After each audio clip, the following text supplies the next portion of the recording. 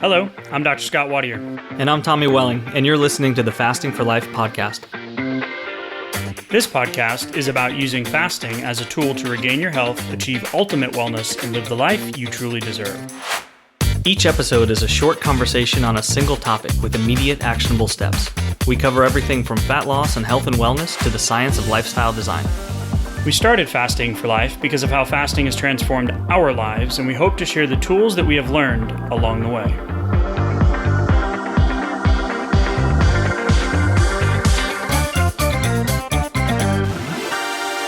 Hey everyone, welcome to the Fasting for Life podcast. My name is Dr. Scott Wadier, and I'm here with my good friend and colleague, Tommy Welling. Once again, good evening to you, sir.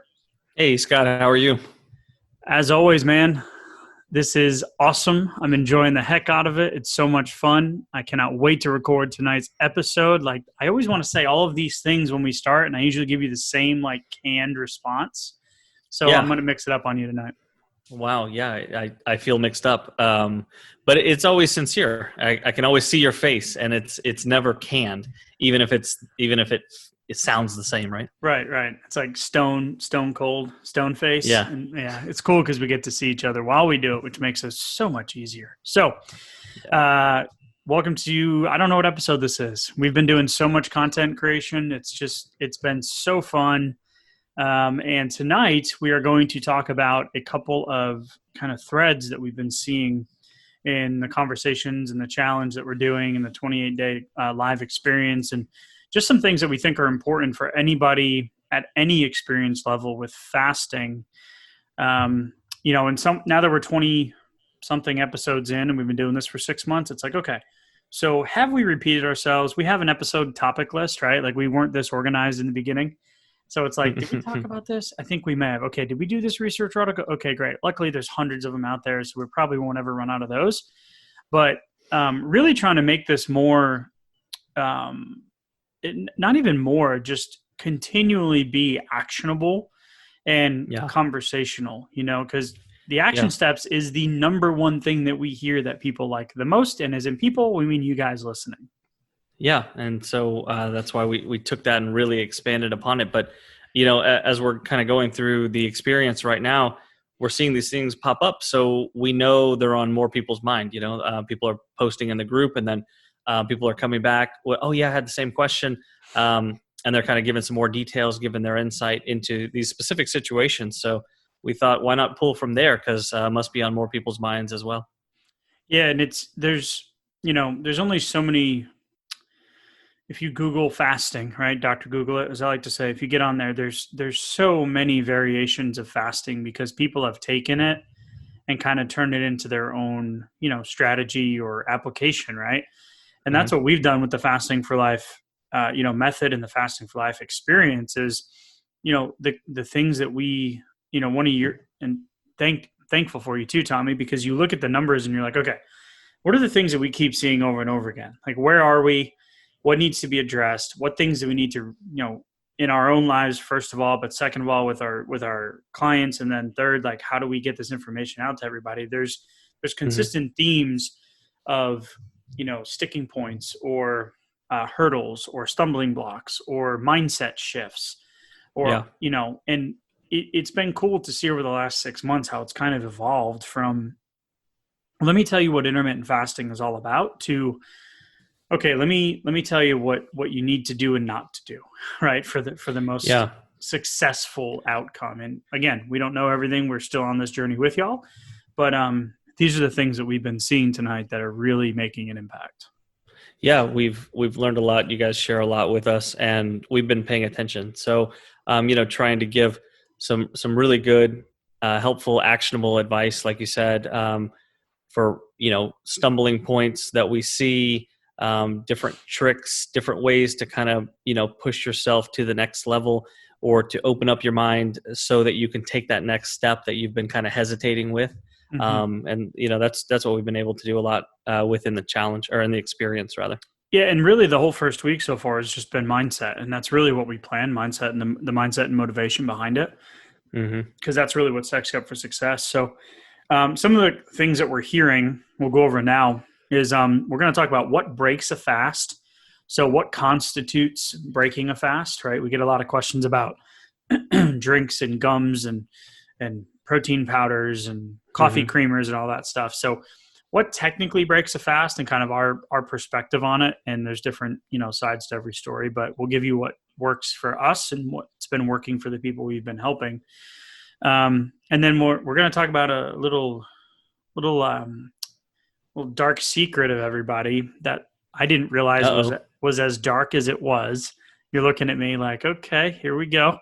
What's the dark secret? Right. Well, the fear and the anxiety that comes with a certain apparatus that is in your house that we have been programmed to not want to interact with. And that apparatus is the The scale. scale?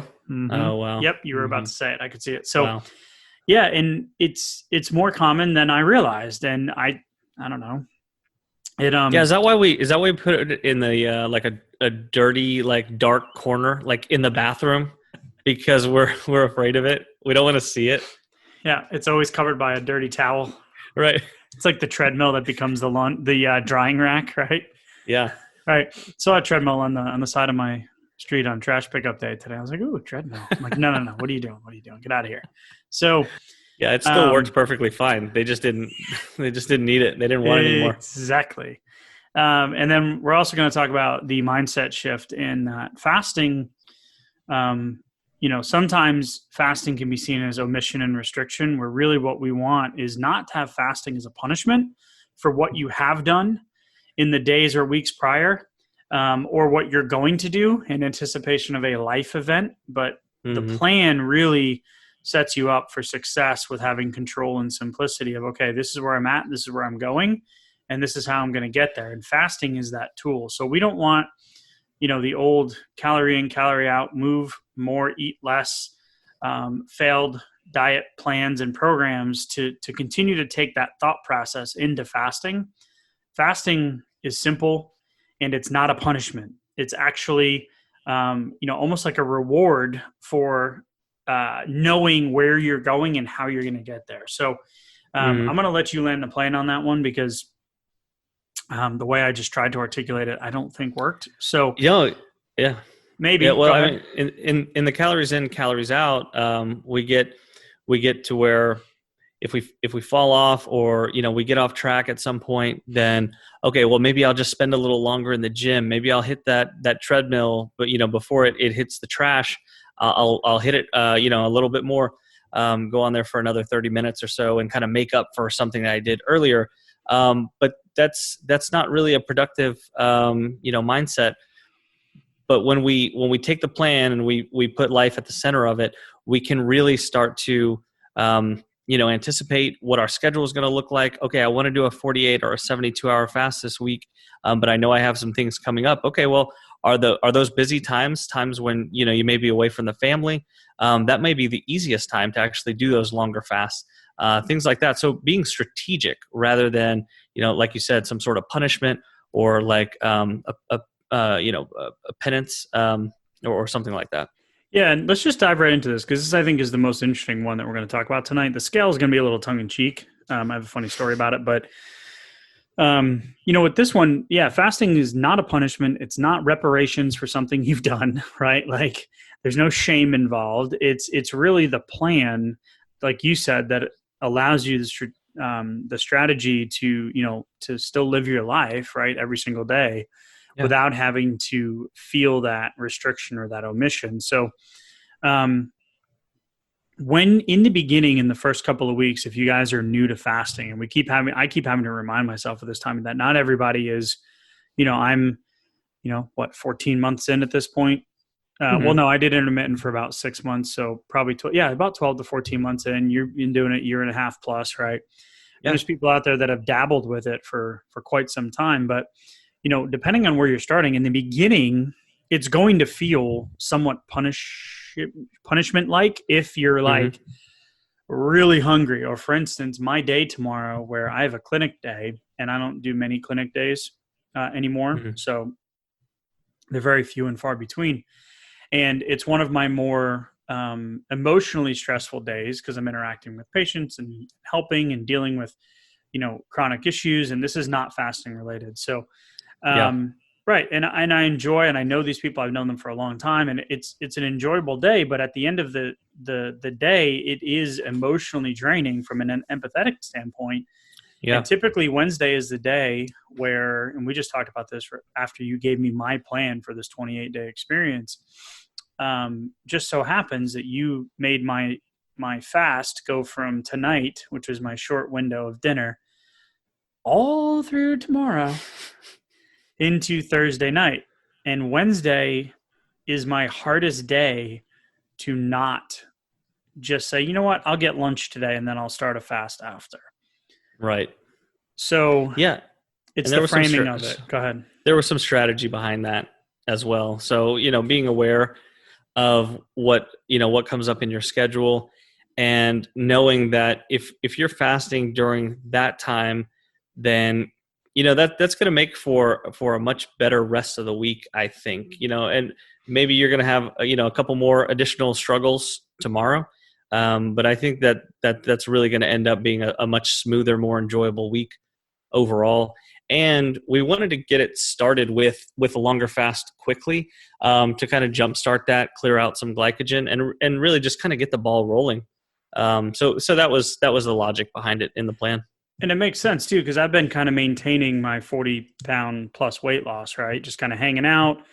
I lost the weight. My numbers have come back down. My blood panel looks fantastic. Like my triglycerides are back in the normal range. All this stuff that I couldn't figure out. I'm sleeping most nights if my 13-month-old son allows it. So things are going really well. And it's like, okay, well, here's my final push down to my ideal body weight. I think my ideal body weight, it's going to be based more off body composition. Mm-hmm. But this is the final push. So I've just kind of been hanging out, waiting around in the kiddie pool, like just enjoying the warm water and the sunshine. And it's like, okay, yeah. So now it's time to be a little bit more strategic and intentional about it. Because am I where I'm at? No. Could I stay here forever and be a lot healthier than I was 2 years ago? 100%.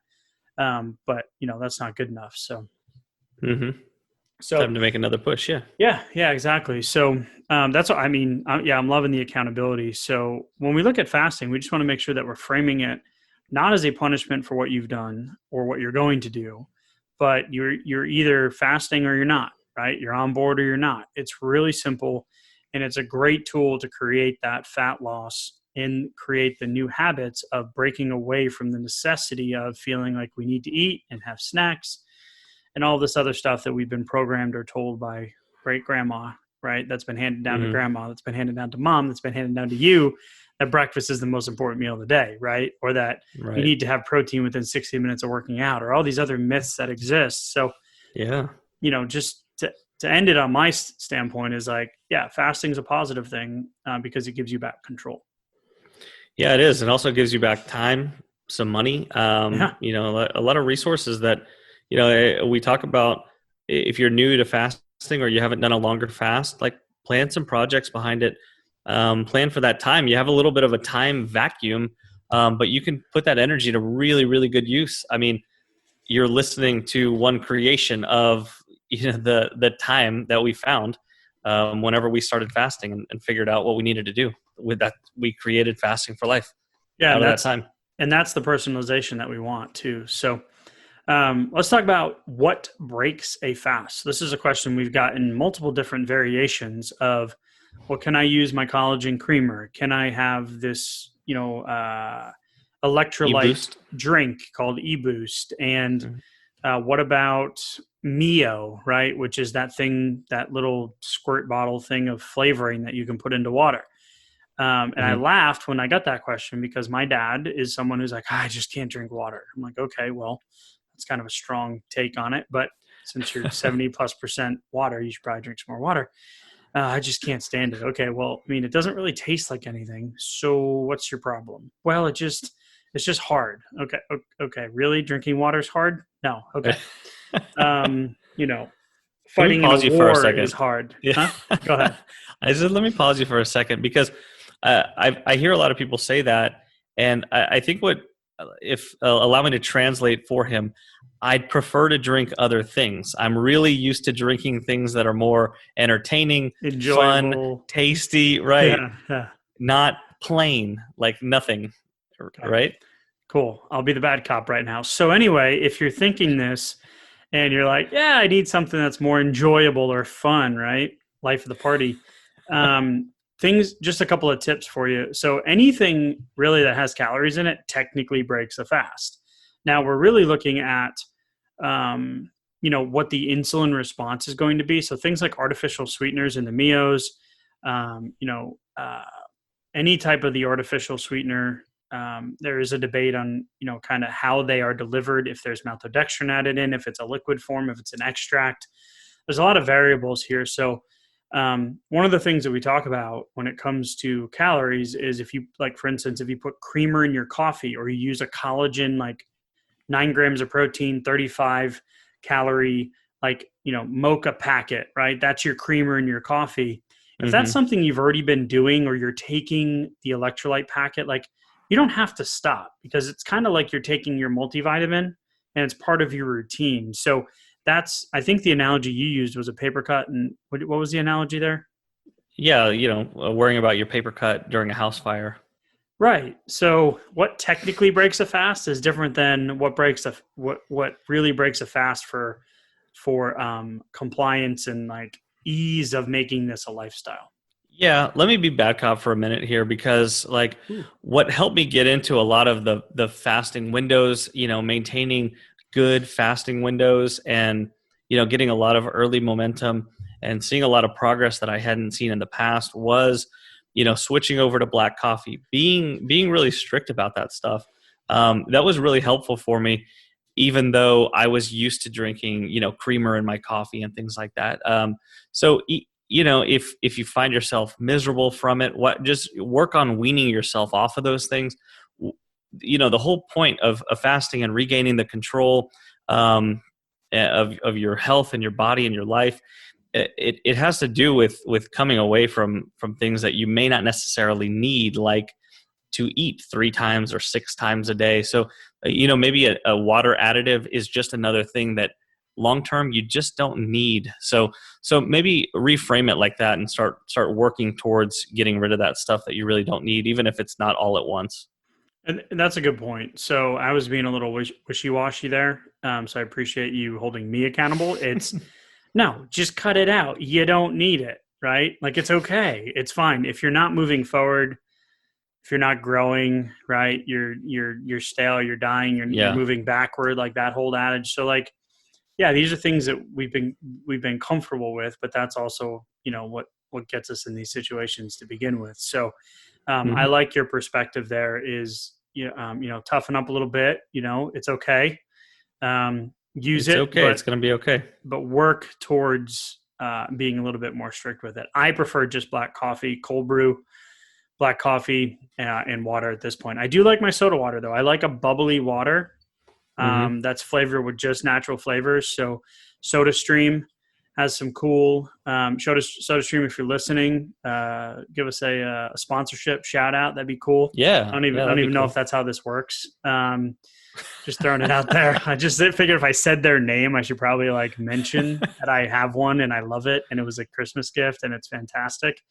And they have these little flavorings that they're all natural, just natural flavors, and they've got raspberry and mixed berry and all this stuff. So it just mixes up, gives you a little bit of differentness than the plain water, as you mentioned earlier, Tommy. So Yeah. You can be the there are life of some the other party. things you can do. Mix and match your flavors. But all right. So the last thing we want to talk about tonight is and this one is more uh, rooted in I feel like just bad programming, right? So Yeah. the scale and the fear of the scale.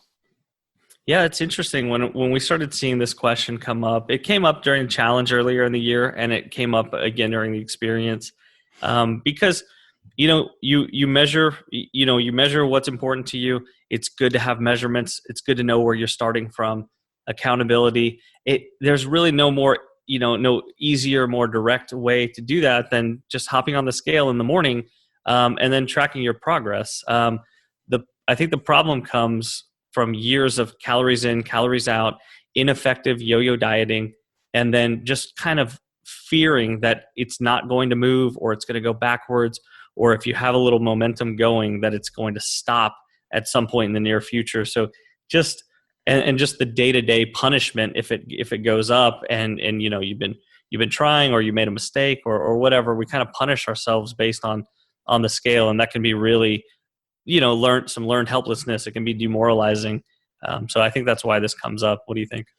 Yeah, and it's interesting too because this is a well-known phenomenon. The weigh-ins at Weight Watchers back in the day, right? Before they actually had technology, right?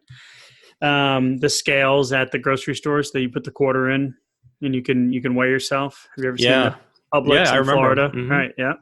Shout out to Publix. Best subs ever. I don't understand why they're so good, but they are. I just heard that from a friend who moved to Florida, and he texted me a picture of his sub from Publix, and I was like, "Why are you texting me a grocery store sub?" And he said, like, it has a cult following. I said, "Okay, it's unbelievable. So. It's unreal." Lived there for 5 years in Florida, and all on different coasts, north, south, central. Publix subs, real deal. Because so good. So anyway, the little cartoon caricature of the boy and the girl staring at the scale, and the little girl nudges the little boy and says, no, don't step on it, because that's what makes mommy and daddy cry. Right? Like this idea that like, no, don't step on the scale, like that's bad, right? And this was a cartoon that was literally in a newspaper. So